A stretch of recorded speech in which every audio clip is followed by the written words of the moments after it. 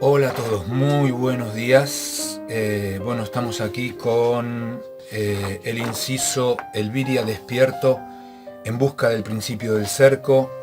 Y bueno, vamos a leer otros artículos para ir completando este inciso, para seguir estudiando fundamentos de la sabiduría hiperbórea. Ante todo, un saludo a todos los camaradas, a los compañeros, a los estudiantes, a los amigos de Felipe y también a los enemigos.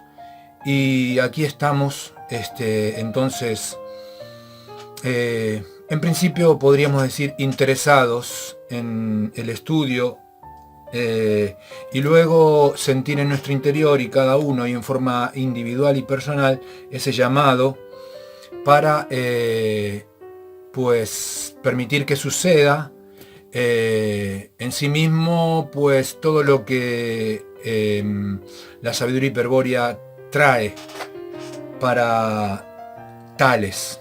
Entonces, muy bien, en una grandísima elección que estamos haciendo, permitiendo entrar en la primera prueba, que es la aceptación de los fundamentos, que es la comprensión de lo que nos explica, y adelante, cada uno y cada cual sabe lo que sucede en relación a este conocimiento en su interior, y por lo tanto, pues aquí estamos.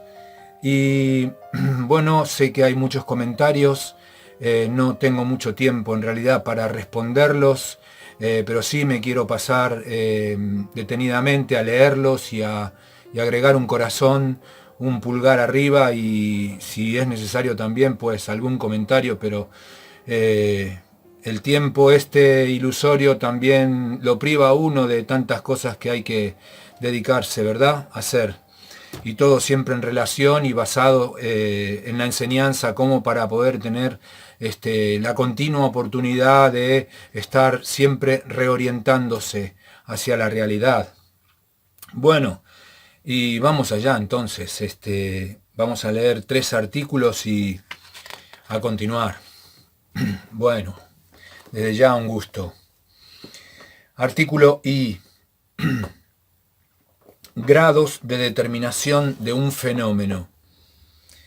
Para el gnóstico, el mundo que nos rodea no es más que la ordenación de la materia efectuada por el demiurgo en un principio y a la cual percibimos en su actualidad temporal.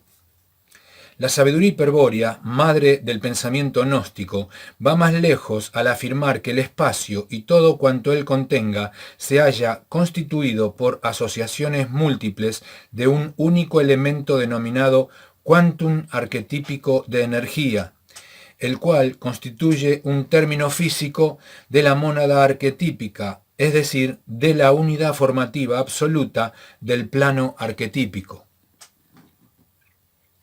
Estos quantum, que son verdaderos átomos arquetípicos, no conformadores o estructuradores de forma, poseen cada uno un punto indiscernible mediante el cual se realiza la difusión panteística del demiurgo. Es decir que, merced a un sistema puntual de contacto polidimensional, se hace efectiva la presencia del demiurgo en toda porción ponderable de materia, cualquiera que sea su calidad. Esta penetración universal, al ser comprobada por personas de distinto grado de confusión, ha llevado a la errónea creencia de que la materia es la propia sustancia del demiurgo. Tal las concepciones vulgares de los sistemas panteístas o de aquellos que aluden a un espíritu del mundo o anima mundi, etc. En realidad la materia ha sido ordenada por el demiurgo e impulsada hacia un desenvolvimiento legal en el tiempo de cuya fuerza evolutiva no escapa ni la más mínima partícula y de la cual participa, por supuesto, el cuerpo humano. Hemos hecho esta exposición sintética de la física hiperbórea porque necesitamos distinguir 2 grados de determinismo. El mundo, tal cual lo describimos recién, se desenvuelve mecánicamente orientado hacia una finalidad. Este es el primer grado del determinismo. Con otras palabras, existe un plan a cuyas pautas se ajusta y a cuyos designios tiende el orden del mundo. La materia, librada a la mecánica de dicho orden, se halla determinada en primer grado, pero como dicho plan se haya sostenido por la voluntad del demiurgo y su presencia es efectiva en cada porción de la materia, según vimos, podría ocurrir que él, anormalmente, influyese de otra manera sobre alguna porción de realidad, ya sea para modificar teleológicamente su plan o para expresar semióticamente su intención, o por motivos estratégicos, en este caso, estamos ante el segundo grado del determinismo. Por motivos estratégicos se entiende lo siguiente: cuando el Viria despierto emprende el regreso al origen en el marco de una estrategia hiperbórea, emplea técnicas secretas que permiten oponerse efectivamente al plan. En estas circunstancias, el demiurgo anormalmente interviene con todo su poder para castigar al intrépido. Podemos ahora distinguir entre un fenómeno de primer grado y un fenómeno de segundo grado, atendiendo al grado de determinación que involucra su manifestación. Debe comprenderse bien que en esta distinción el acento se pone sobre las diferentes maneras con que el demiurgo puede actuar sobre un mismo fenómeno. Por ejemplo, en el fenómeno de una maceta cayendo desde un balcón a la vereda, no podemos ver otra cosa que una determinación de primer grado. Decimos, actuó la ley de la gravedad. Pero, si dicha maceta cayó sobre la cabeza de un Viria despierto, podemos suponer una segunda determinación, o con rigor, una segunda intención, decimos, actuó la voluntad del demiurgo. Al primer y segundo grado de determinación de un fenómeno se le denomina también, desde otro punto de vista, primera y segunda intención del demiurgo. En general, todo fenómeno es susceptible de manifestarse en primer y segundo grado de determinación. Atendiendo a esta posibilidad, convendremos lo siguiente: cuando no se indique lo contrario, por fenómeno, se entenderá aquel cuya determinación es puramente mecánica, es decir, de primer grado. En caso contrario, se aclarará de segundo grado. Solo nos falta ahora, que sabemos distinguir entre los dos grados del fenómeno, aclarar la afirmación que hicimos al comienzo de este análisis, de que toda ley de la naturaleza, inclusive aquellas eminentes, describen el comportamiento causal de fenómenos de primer grado de determinación. Es fácil comprender y aceptar esto, ya que cuando en un fenómeno interviene una determinación de segundo grado en sentido natural del encadenamiento mecánico, ha sido enajenado temporalmente en favor de una voluntad irresistible. En ese caso el fenómeno ya no será natural, aunque aparente serlo, sino que estará dotado de una intencionalidad superpuesta de neto carácter maligno para el Viria. Por otra parte, el fenómeno de primer grado se manifiesta siempre completo en su funcionalidad, la cual es expresión directa de su esencia y a la que siempre será posible reducir matemáticamente a un número infinito de leyes de la naturaleza. Cuando el fenómeno de primer grado es apreciado especialmente por una ley de la naturaleza, la cual es eminente para nosotros, pues destaca cierto aspecto interesante, es evidente que no tratamos con el fenómeno completo, sino con dicho aspecto del mismo. En tal caso, debe aceptarse el triste hecho de que del fenómeno solo será percibida una ilusión. Mutilado sensorialmente, deformado nociológicamente, enmascarado epistemológicamente, no debemos extrañarnos que los indoarios calificaran de maya, ilusión, a la percepción corriente de un fenómeno de primer grado. Artículo J. El enmascaramiento causado por las premisas culturales preeminentes. Plantearemos ahora un interrogante, cuya respuesta nos permitirá encarar el problema de la preeminencia de las premisas culturales. Basándonos en nuestras últimas conclusiones, si todo fenómeno de primer grado aparece necesariamente completo, por ejemplo, a las 6 a.m. sale el sol, ¿cuál es el motivo específico de que su aprehensión por intermedio del modelo científico o cultural nos impide tratar con el fenómeno en su integridad, circunscribiéndonos en torno de aspectos parciales del mismo? Por ejemplo, cuando decimos, la rotación terrestre es la causa que ha producido el efecto de que a las 6 a.m. el Sol se haya hecho visible en el horizonte este. En este último ejemplo se hace evidente que al explicar el fenómeno por una ley eminente, no hacemos más que referirnos a ciertos aspectos parciales, la rotación terrestre, dejando de lado, no viéndolo al fenómeno mismo, el Sol. La respuesta a la pregunta planteada nos lleva a tocar un principio fundamental de la teoría epistemológica estructural, la relación que advertimos entre aspectos de un fenómeno cuantificable matemáticamente como ley de la naturaleza, se origina en la preeminencia de premisas culturales a partir de las cuales la razón modifica la percepción del fenómeno en sí. De más está decir que esto ocurre por el efecto enmascaramiento que la razón causa en toda imagen reflexionada por el sujeto consciente. La razón responde a la interrogación, es decir, a las flexiones del sujeto consciente, en el cual se halla sumido el yo perdido. Como si se tratase de una fantasía, la razón interpreta y conforma un esquema racional de la representación del ente fenoménico, esquema cuya imagen se superpone a la representación y la enmascara, dotándola del significado proporcional que determinan las premisas culturales preeminentes. Cuando efectuamos una observación científica de un fenómeno, las funciones racionales se tornan preeminentes a cualquier percepción, destacando con eminencia aquellos aspectos interesantes o útiles y desluciendo el resto del fenómeno.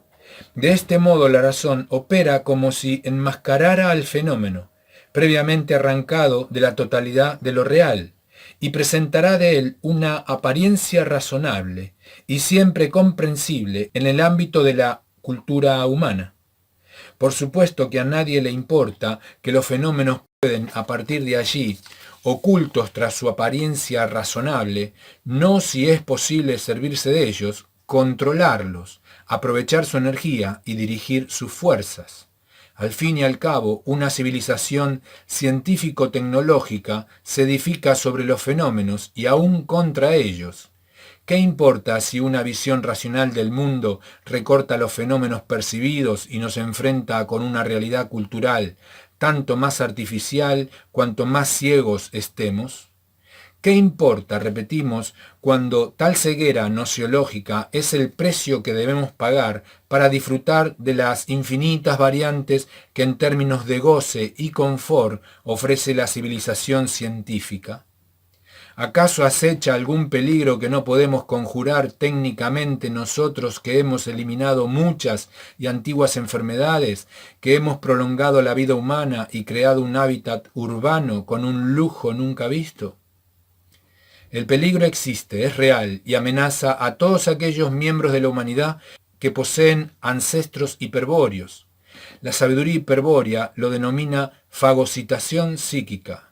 Es un peligro de género psíquico y de orden trascendente que consiste en la aniquilación metafísica de la conciencia, posibilidad que puede concretarse en este o en otro mundo y en cualquier tiempo. La destrucción de la conciencia sucede por fagocitación demiúrgica, es decir, por asimilación del sujeto consciente a la sustancia del demiurgo. Cuando tal catástrofe ocurre, se pierde completamente toda posibilidad de transmutación y regreso al origen. Ya hemos hablado sobre la dramática alternativa que debe enfrentar el Viria y volveremos a hablar extensamente en la segunda parte. Sin embargo, conviene repetir que es la confusión el principal impedimento para la transmutación del Viria en sida inmortal, y a la confusión permanente contribuye la ceguera nociológica que mencionábamos antes. producto de nuestra moderna mentalidad racionalista. Vivimos según las pautas de la cultura occidental, la cual es materialista, racionalista, científico-tecnológica y amoral. Nuestro pensamiento parte de premisas culturales preeminentes y condiciona la visión del mundo, tornándola pura apariencia, sin que lo notemos o tengamos idea de ello. La cultura, entonces, nos mantiene en la confusión, nos impide orientarnos y marchar hacia el centro de la reintegración psíquica, transmutándonos en siddhas. ¿Es por casualidad que tal cosa sucede? Lo hemos dicho muchas veces, la cultura es un arma estratégica, hábilmente empleada por quienes desean la perdición de la herencia hiperbórea. Vamos comprobando así que el modelo cultural intermediario entre el yo y el macrocosmos dificulta enormemente la posibilidad de encontrar el principio del ser con el mundo, como ley de la naturaleza. Hemos de continuar, pues, yendo en su busca. Artículo K. La cultura, arma estratégica enemiga. Cuando se realiza la crítica de la moderna cultura urbana del occidente cristiano, suelen detallarse los males que ésta provoca en algunos individuos: la alienación, la deshumanización, la esclavitud al consumo, la neurosis depresiva y su reacción, la dependencia a diversos vicios, desde la narcosis hasta la perversión del sexo, la competencia despiadada, motivada por oscuros sentimientos de codicia y ambición de poder, etc. La lista es interminable, pero todos los cargos omiten deliberadamente lo esencial, haciendo hincapié en males externos al alma del hombre, originados en imperfecciones de la sociedad. Como complemento de esta falacia, se argumenta que la solución, el remedio para todos los males, es el perfeccionamiento de la sociedad, su evolución hacia formas de organización más justas, más humanas, etc.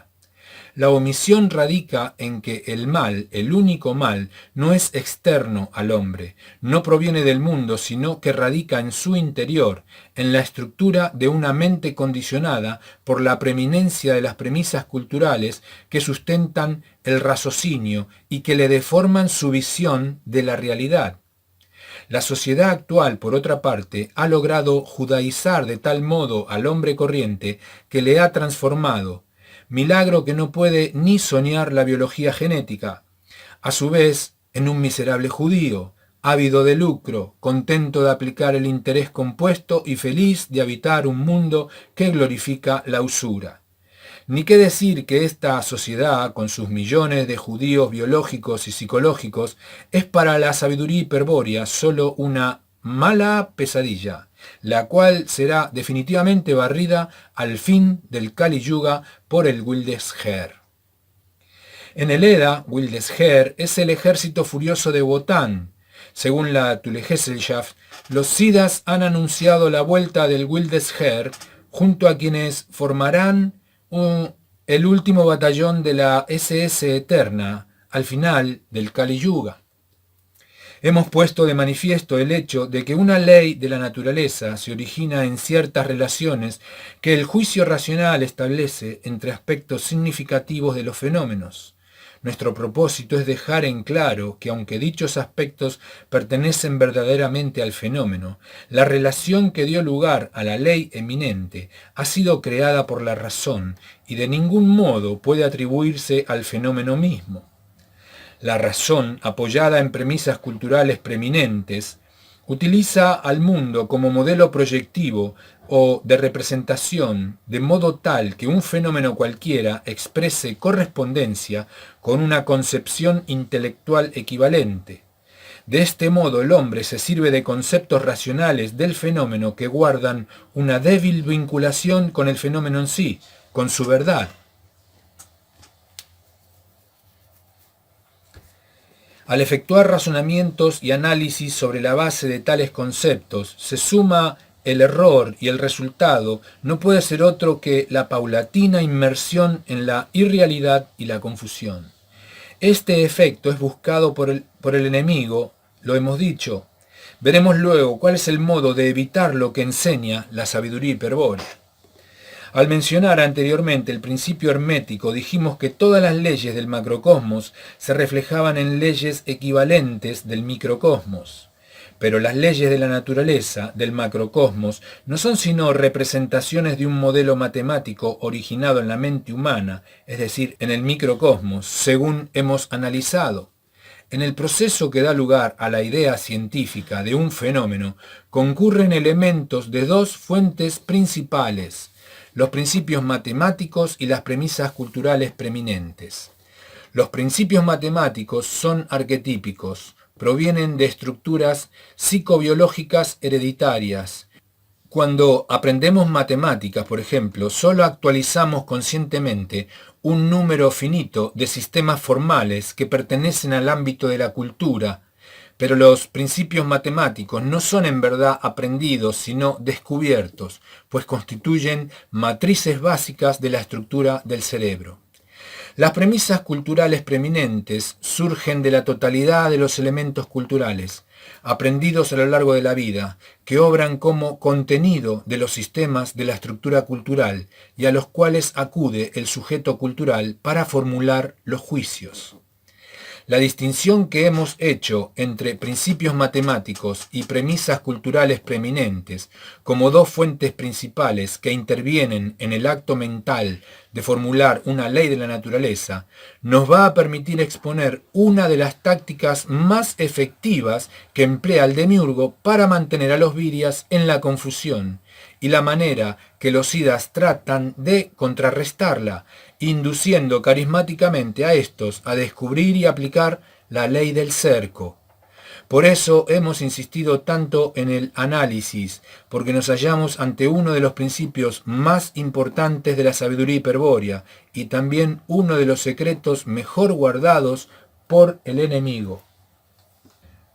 Cuando se conoce el principio que dice, para la sinarquía, la cultura es un arma estratégica, suele pensarse que el mismo se refiere a la cultura como algo externo, propio de la conducta del hombre en la sociedad y de la influencia que ésta ejerce sobre él.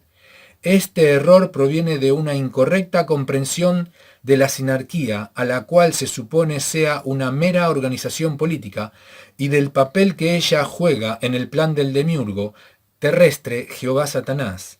La verdad es que el viria procura orientarse hacia el origen y no lo consigue por el estado de confusión en que se halla. A mantenerlo en ese estado contribuye la cultura como arma estratégica enemiga. Pero si este ataque proviniera solamente de lo exterior, es decir, de la sociedad, bastaría con alejarse de ella, con hacerse ermitaño, para neutralizar sus efectos. Sin embargo, está suficientemente comprobado que la soledad no basta para evitar la confusión, y que por el contrario, ésta suele aumentar en el retiro más hermético, siendo muy probable que por ese camino se pierda la razón mucho antes de encontrar el origen. Son los elementos culturales interiores los que confunden, desvían y acompañan al viria en todo momento.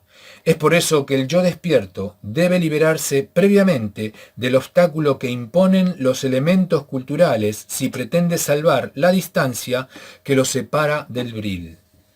Un yo despojado de toda moral, de todo dogma, indiferente a los engaños del mundo, pero abierto a la memoria de sangre, podrá marchar gallardamente hacia el origen y no habrá fuerza en el universo capaz de detenerlo.